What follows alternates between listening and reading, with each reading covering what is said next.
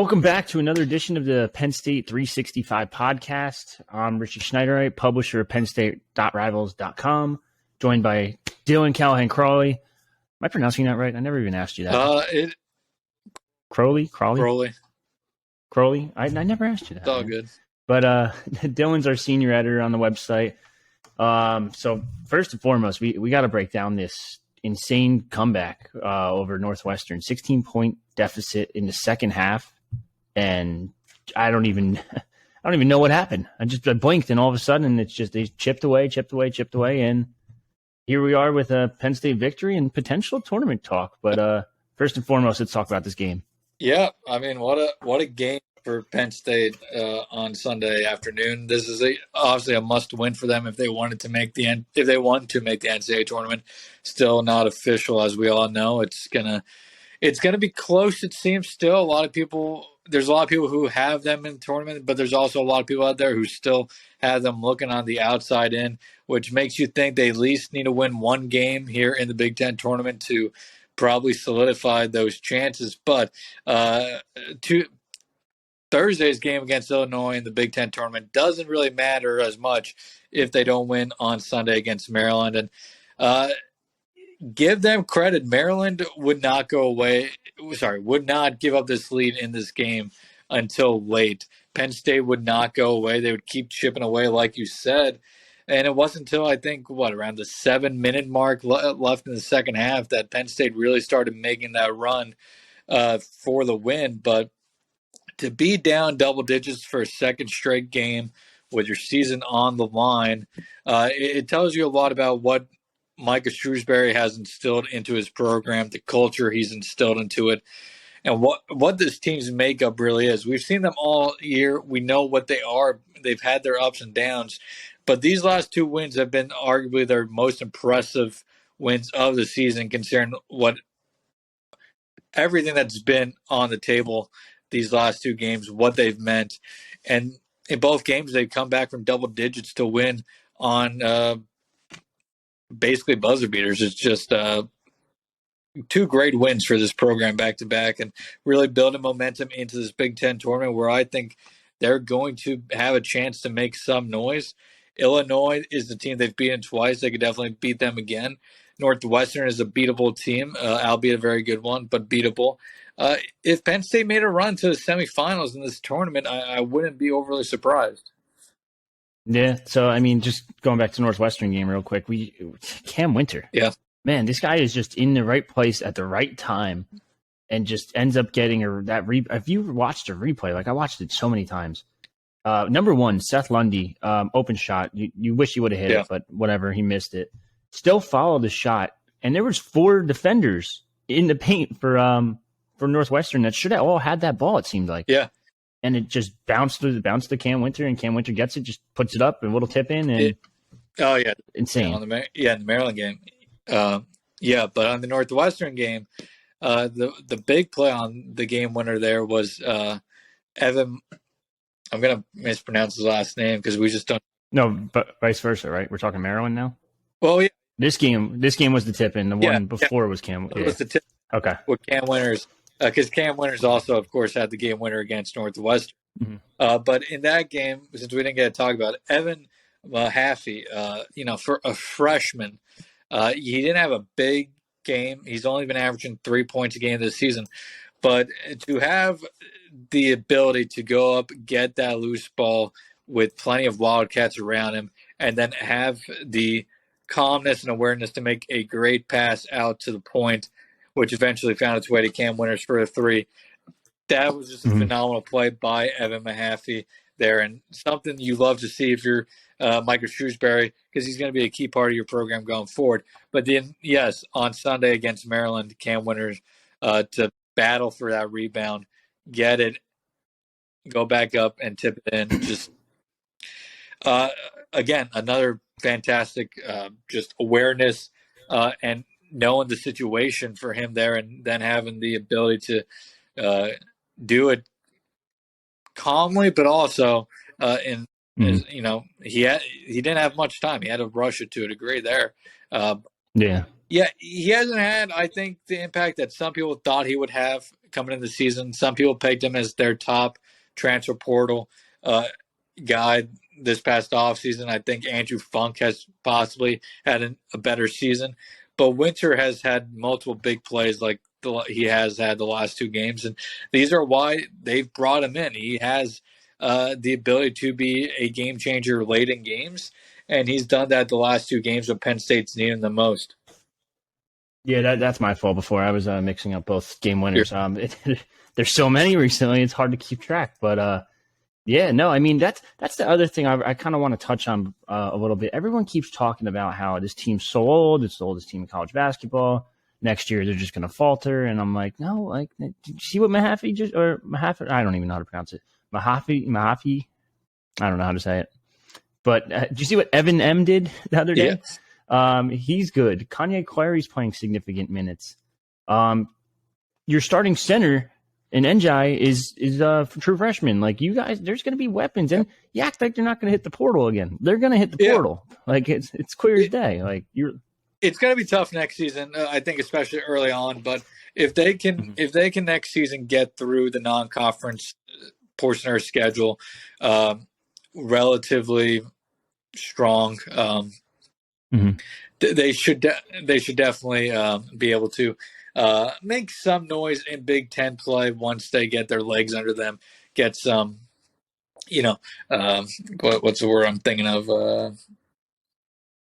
Was when they start to mesh together.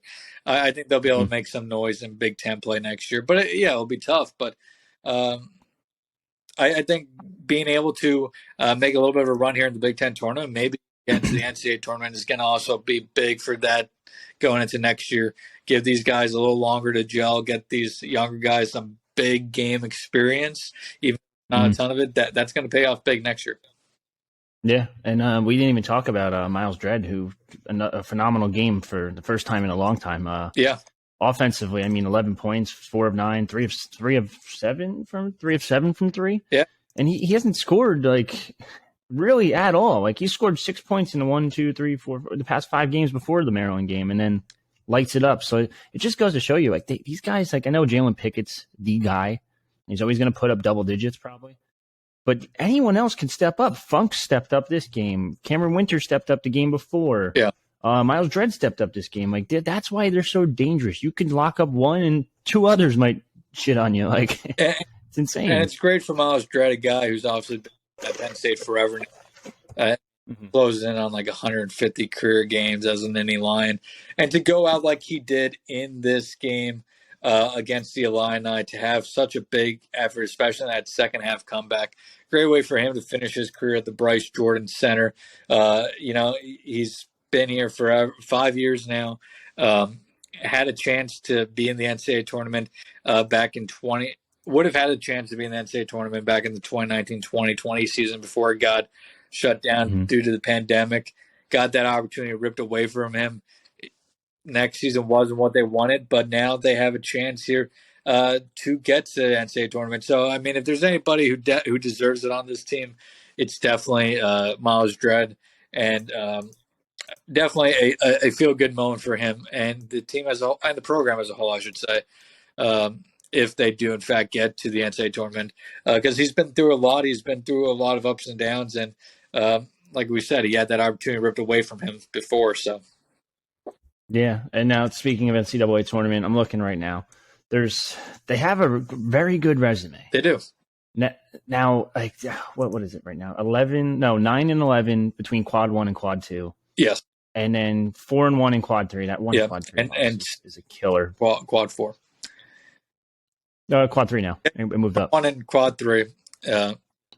And then 6-0 in quad 4, and it's just. So I mean, you look at the 2. 9-11 in the first 2 quads, and then 10 in the last 2 quads.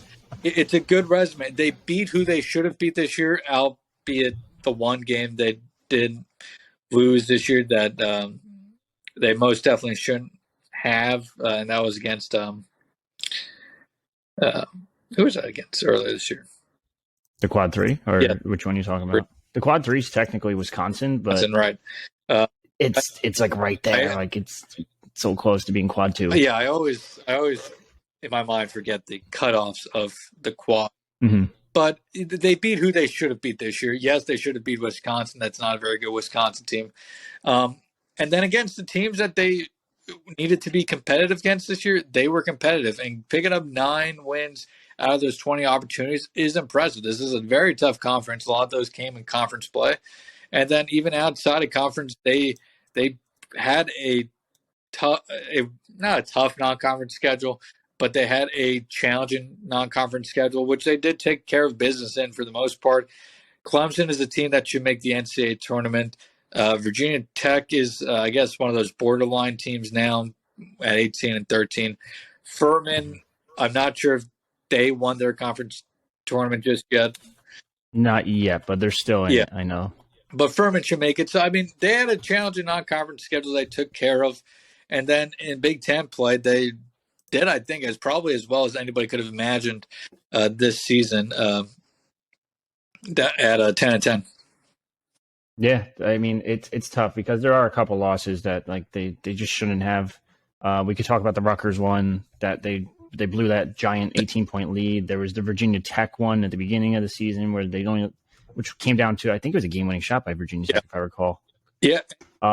Wisconsin twice. Like, you got to beat one of them. There's a lot of close losses here on their resume as well. Yeah, and you can't say if things go right, they may only be a 4-loss team or whatever, or what? Sorry, a 24-8 team or something. But even if they were able to pick up 2 more of those wins, they're a lock to make the tournament at this point. That's not how it breaks, obviously, but a lot of competitive games against a lot of very good teams. Their strength of schedule this year was 44th in the country in the regular season. Non-conference was 211, but there were some very good non-conference opponents mixed in with some cupcakes there. But I think their resume is as strong as you probably could have asked for, considering what they were coming into this season. And they finished strong, winning 5 of their last 6. Obviously, you want that game against Rutgers. You can't blow a 19-point lead like they did. But to bounce back the way they did against Northwestern and Maryland, absolutely great way to end the season and puts them on the cusp of the tournament. I think in my mind, they're pretty close to being a lock, but if they could go out and beat Illinois now, I think you're most definitely a lock, at least for the first 4 games, and possibly even avoiding those first 4 games. Yeah, so I mean, a lot of people don't realize this. The committee takes into effect of how you play recently as well. Yeah, that's a big major thing, and the fact that they're 5-1 in their last 6, and you could argue they were almost 6-0. No, you can't look at it that way a little bit, but the committee's going to look at that and be like, "Oh shit! Like this Penn State team went on a crazy run. Like, we got to find a place for them." And to even emphasize how crazy of a run it's been, I like to use TeamRankings.com a lot. Just great place to. Oh.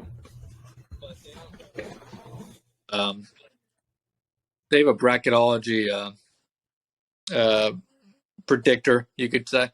And last week, Penn State was at 19.2% to make the NCAA tournament. Yesterday, before the game, they were at 26.7%. And now today, on Monday, they're at 53.4%, which if that doesn't tell you how crazy of a run it's been for them, but also for everybody else outside of.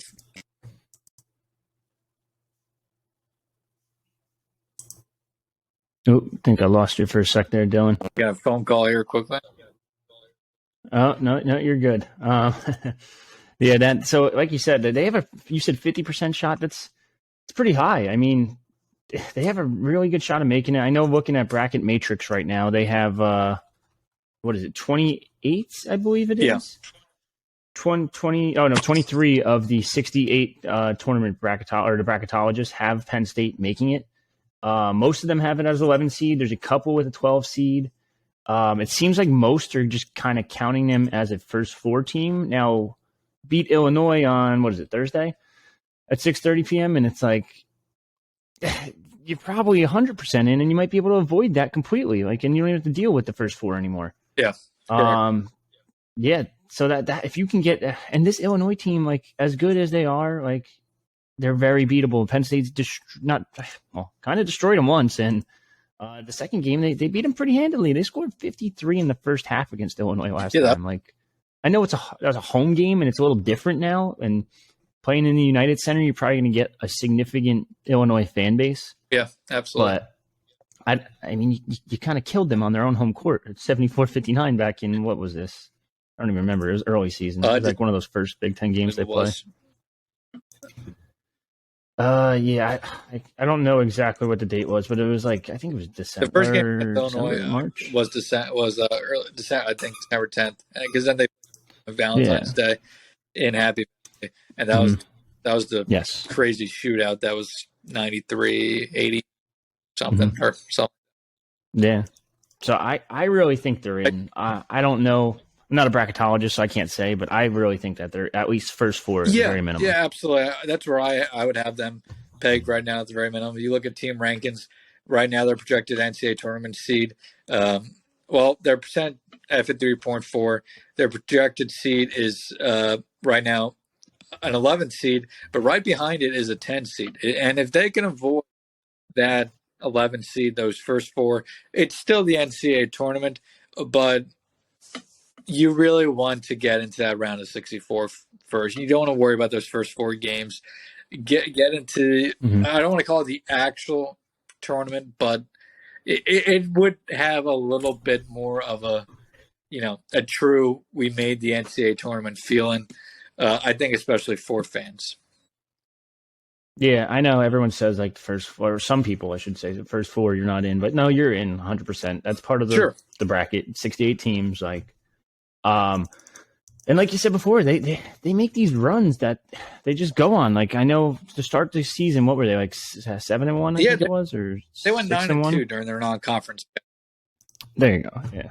So I mean, they go 9-2, then they struggle in Big Ten, and then they bounce back to go 5-1, and it's like this team just goes on runs. I think it's obvious, and they live and die by the three ball. That's not going to change. Yeah. But that three ball is today's game. Yeah. Like it's very deadly. And when they're on, they're on big time. Like they're putting up 90 points against a ranked Illinois team, and it's like, all right, well, shit. Like then they destroy Michigan by 22. They like this team when they catch fire could go off. And I agree. And just to go back quickly, just with if they were able to win one in Chicago this week, overall, when you win 20 games, team rankings said the NCAA bid chance is 71.9%. So if they can win one more game here, it is all but a lock. If they win two more games, that's up to 90%. And then beyond that, it's obviously a legitimate lock.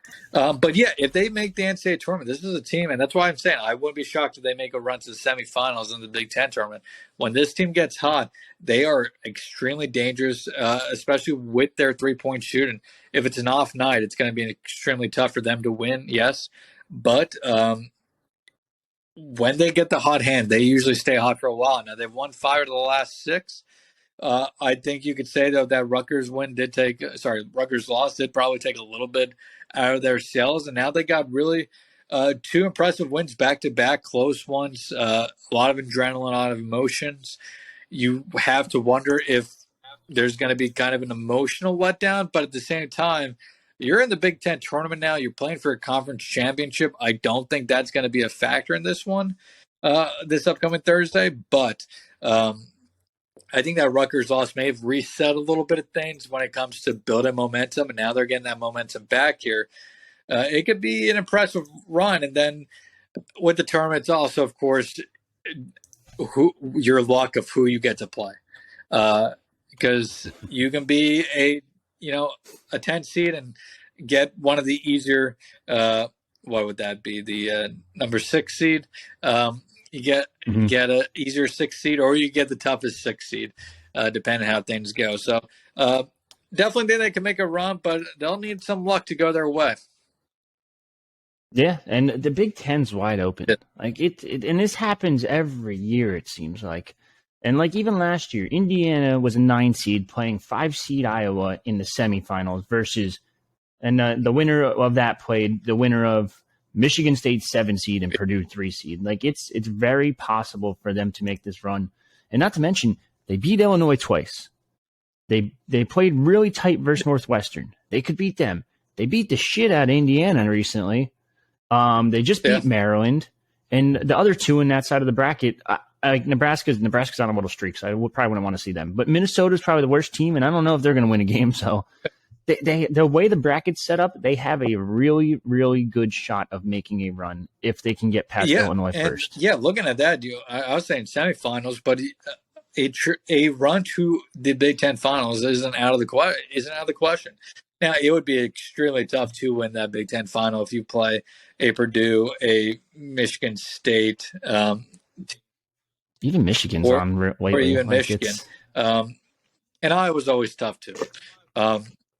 But on their portion of the bracket, Penn State could beat any of those teams any given day. No doubt in my mind, like you said. Yeah, and if you had to ask me to pick a team to win this right now, I honestly could not tell you who the hell is going to do it. This conference is madness. I hate it, and I love it at the same time. The easy pick, of course, is Purdue, but I can see Michigan State. I can see Michigan. I could see Indiana, maybe. I think you could realistically see any of the top 6 seeds make a run. Now Maryland is not very good away from College Park, so we'll see what they do here. But if Maryland brings their A game, Maryland's as good as anybody in this conference. So yeah, I think really anybody in the top 6 could make a reasonable run, and then beyond that, yeah, sure, there's a chance Penn State can make a run, or an Illinois or Michigan. Yeah, and I know like we just submitted our predictions recently too for all Big Ten teams. And I'm kind of mad I submitted it before that last game. I should have waited until like those last games on Sunday, because I think you could. I know he's not going to win it because Painter's been very good. Who else was up there? Juwan Howard sucks. I ended up picking. Who I ended up picking Kevin Willard, and I regret it now because I think Micah Shrewsbury could have had an argument to be in that top coaches category. He's had a hell of a year. 100% agree. He's had a tremendous year, and there's a lot of people who were down him when they were going through that little bit of a struggle in January. Our entire message board. January and February about if he's obviously a good coach, but is he a great coach? And there's a lot of people down during those struggles. But over the last 2 weeks, 3 weeks here, he's proven that he is a great coach. He has rallied this team together. They had to make a strong run if they wanted to have any chance of making the tournament. And now they're right on the cusp of doing so. And that's a lot of credit to him. And like I said, a lot of the credit to the culture that he's instilled in this program. And it's going to be tough to keep him around. Maybe they get one more year, but if they're going to keep him around, they're going to have to pony up the money here in the upcoming months. So that'll be something to watch even after the season concludes. Yeah, and well, the good news is I want to kind of divert to recruiting a little bit. You have a dominant-ass big man coming in Kerry Booth. Obviously, Kerry Booth, son of Calvin Booth, former Penn State alum, Denver Nuggets GM, president, whatever the hell it is. He's in charge of something. He's very high up in the Denver. Yes, and he basically runs the team, it seems like. Braden Shrewsbury, sounds familiar, right? Weird. Is coming in, so that's a good thing too. I know with the transfer portal nowadays, kids can just leave whenever they want, but he's been in State College. He went to State College high school, so he's very familiar with the area. He has friends in the area, so that's also going to play a significant factor there. And Logan Himes, no one's talking about. The kid can shoot the lights out of the ball. Like, he's a very good player. I know we only have him ranked as a 3-star, but like these are the guys that, like, for example, just looking at his offer list, these are the guys that Butler and Creighton and others, like, and Drake, they get these shooters, these knockdown shooters, and everyone's like, where the hell did that kid come from? Where the hell? This is going to be a good player. Drake goes, like 27-7, and people are surprised when they see them in the NCAA tournament. But yeah, absolutely. It may not be the best offer list, but those programs, like you said, tend to have an eye for talent and go out and get these type of guys. And I think this could end up being one of the more impactful wins of the Micah Shrewsbury era on the recruiting trail if he can step into that role for Penn State down the road and give them a reliable, 3-point shooter going forward. And we didn't even talk about who they might land in 2024. Royce Parham was just on campus recently, and he's number 63 in our rankings, 4-star. His mom is Kim Calhoun, who's the all-time blocks leader in Penn State women's basketball history. So, I mean, if you just recruit the legacy kids. You don't even need anyone else. It sounds like they're leading for him. Yeah, so it's like you got to keep him around. You got to pay him whatever he wants, to be honest, at this point. Yeah.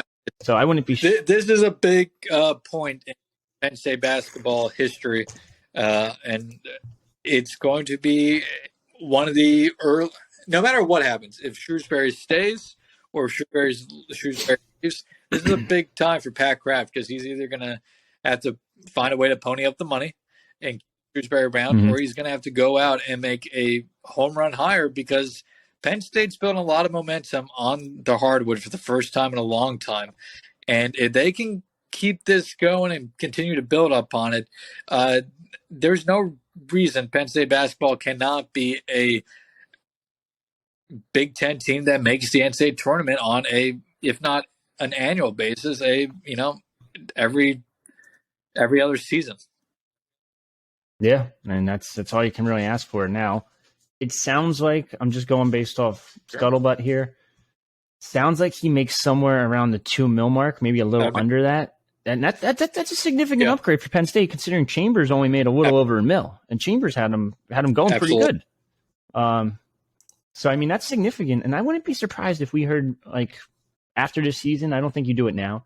I wouldn't be surprised if Kraft kind of started to negotiate a contract extension. Maybe it's an extra year, just a little money boost down the line. Maybe it's even just more incentives. Like, hey, I know it's already in the contract somewhere. I forget what the amount is. It's you get this much for making the tournament, this much for making the Final Four, Sweet 16, blah, blah, blah.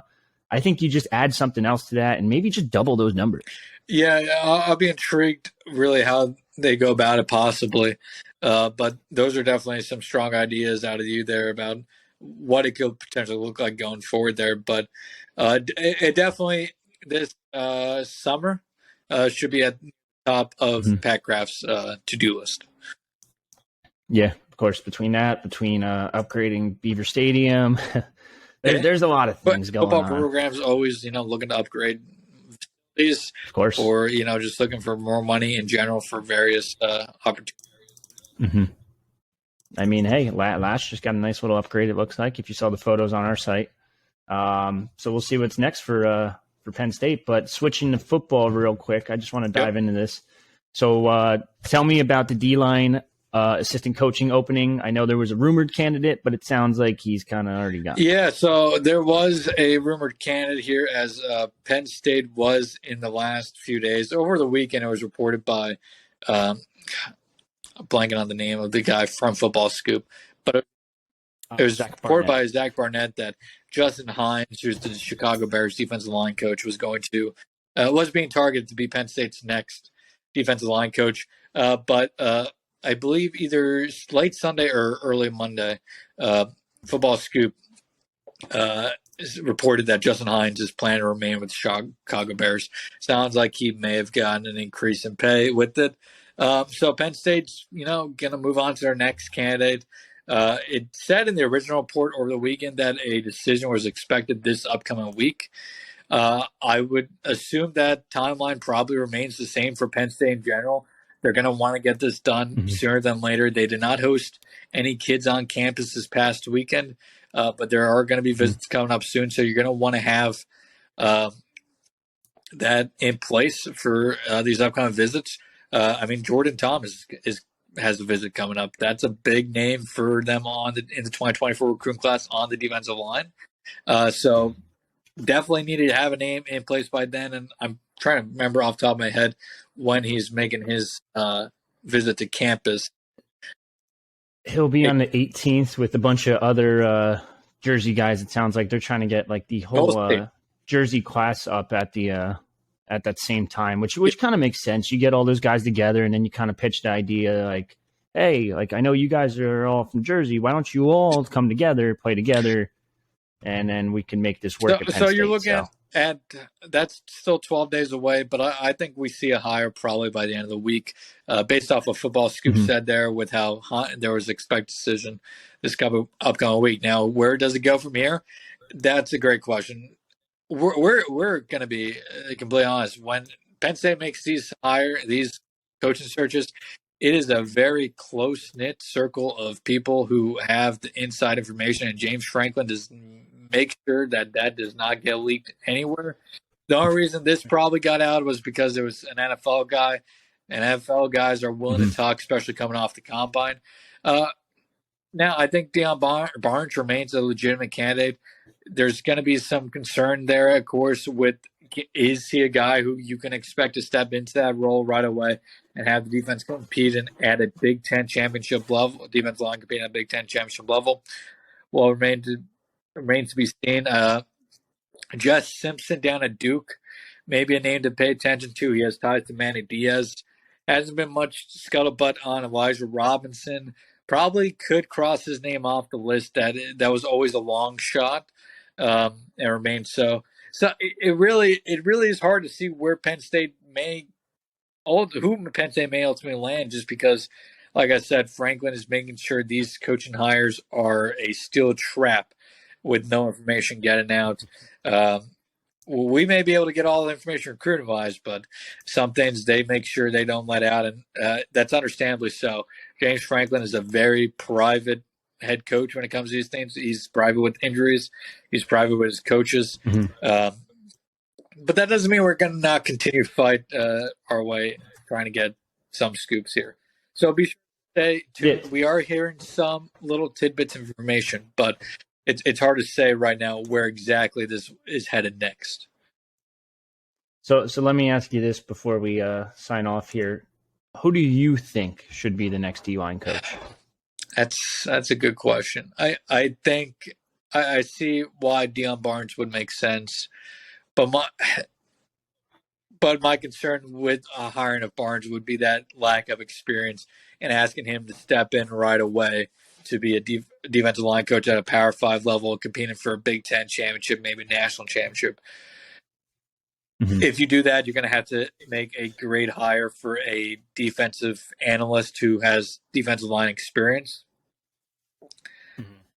Jess Simpson, I think, makes sense because of the Manny Diaz connection, but overly wouldn't be, an overwhelming hire. So that's a really tough question. I think going with Deion Barnes is risky, but I wouldn't have a problem with the hire because he is a guy who has been around the program a while. He's helped that defensive line in the past. He's helped coach plenty of players at the high school level as well. So there's some experience, but just isn't at the Power 5 level as a position coach. So I'll say I'll go Deion. My gut is telling me it's going to be Deion Barnes, but the longer we go, if we don't have a decision by the end of the week, I think it's someone else. But if there's a decision this week, I would put Barnes as the betting favorite, if that makes sense.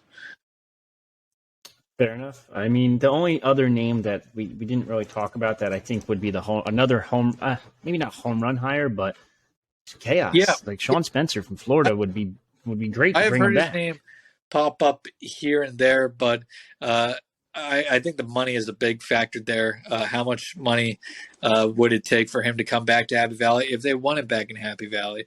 He was obviously productive as a defensive line coach when it comes to on the field. His recruiting was up and down a bit, but the guy has a positive track record overall. It may not be the biggest hire for the fan base, but I think it would be a probably safe hire. Yeah, for sure. So now we're supposed to have a special guest later tonight. It's probably going to be combined on this pod, but I don't want to reel too much because I hate revealing guests because they sometimes back out, sometimes they confirm, and sometimes it works out, sometimes it doesn't. But with that being said, that's all we really got for this one. Dylan, any final I think thoughts? we covered pretty much everything we could cover in this one. The second half of this podcast should be a really good one. All right, guys, that's it for me and Dylan for the Penn State 365 podcast. Give us a like, a review, 5 stars on any podcasting network that you're listening on, and check us out at pennstate.rivals.com. And tune in next time.